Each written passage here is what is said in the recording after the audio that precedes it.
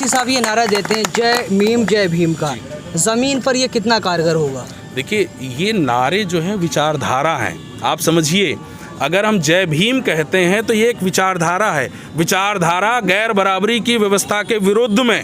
हम इस देश में गैर बराबरी की व्यवस्था को नहीं पसंद करते हैं। हम इस देश में जाति व्यवस्था को नहीं पसंद करते हैं।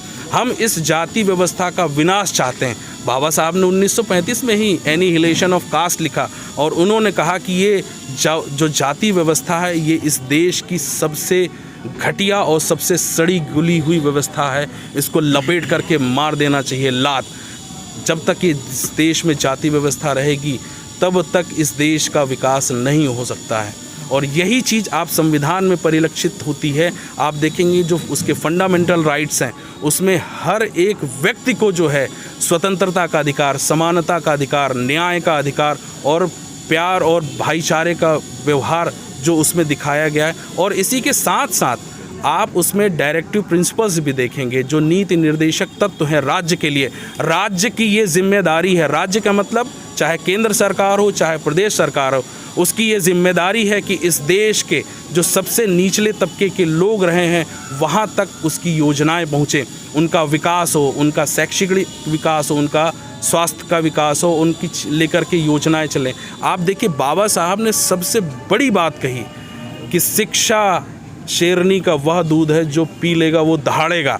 और आज सतीश चंद्र मिश्रा मंच पर खड़े होकर के कहते हैं कि हमारी सरकार आएगी तो हम राम मंदिर का निर्माण करेंगे। हम राम मंदिर का निर्माण करने के लिए नहीं आए। बहुजन समाज पार्टी का जन्म राम मंदिर निर्माण या धार्मिक कार्यों के लिए नहीं हुआ है।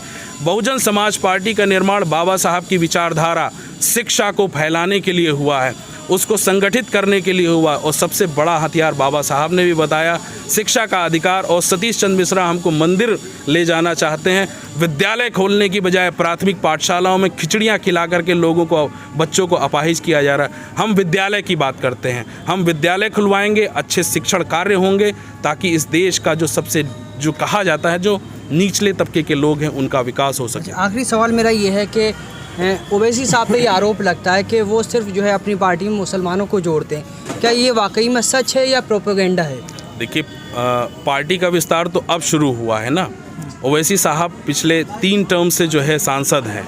उन्होंने संसद में जितनी बार भी उन्होंने डिबेट की, अपनी बात रखी, आप उन डिबेटों को सुने। उन्होंने बाबा साहब के संविधान को पूर्ण रूप से लागू करने की बात कही और संविधान में जो प्रदत्त अधिकार हैं उनको सब तक पहुंचाने की बात कही। तो क्या जो संविधान में लिखा है क्या सिर्फ मुसलमानों के लिए लिखा है?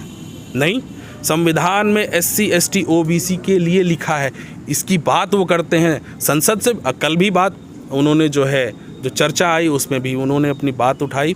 और वाकई में इस देश का जो SC तबका और मुसलमान तबका है एक ही दौर से गुजर रहा है। आप दोनों स्थितियों के देखेंगे, जब से केंद्र में सरकार और राज्य में सरकार आई है, SCओं के ऊपर और साथ ही साथ मुसलमानों के ऊपर लगातार अत्याचार हुए हैं, जिसको लेकर के ना बसपा ने आवाज़ उठाई है ना सपा ने उठाई है। अभी हाल फिलहाल कई घटनाएं हुई हैं। आप हाथरस की घटना देख लें और मंदिरों में किस तरह से रेप हो रहे हैं उसकी भी घटनाएं देख लें।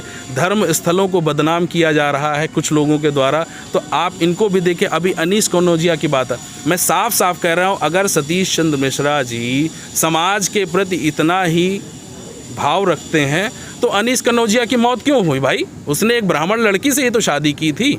अगर हिंदू की बात करते हैं तो भाई ब्राह्मण और अगर धोबी चमार आपस में शादी कर ले रहा तो उसमें समस्या किस बात की भाई? लेकिन जब हिंदू की बात तब करेंगे जब मुसलमानों से लड़वाना होगा, और जब रोटी बेटी का संबंध आ जाएगा तो फिर उसमें होगा कि तुम चमार हो, तुम पासी हो, तुम धोबी हो, तुम कोरी हो, तुम अहिर हो, तुम ये हो, तुम वो हो, तब तुम पीछे हट जाओगे। अनीस कनौजिया को बेरहमी से मारा गया, उसको गड़ासे से काट करके मारा गया है। क्या ब्राह्मण समाज ने इसको लेकर के कोई आंदोलन किया कि नहीं सामाजिक समरसता यहाँ होनी चाहिए? ये जो जाति व्यवस्था बनी हुई है इसको क्यों नहीं विनाश करने की बात कहते हैं भाई? सिर्फ बसपा का वोट लेना चाहते हैं, बसपा के वोट से जो है शासन सत्ता बना करके राम मंदिर का निर्माण करना चाहते हैं। बसपा की विचारधारा के बिल्कुल प्रतिकूल है।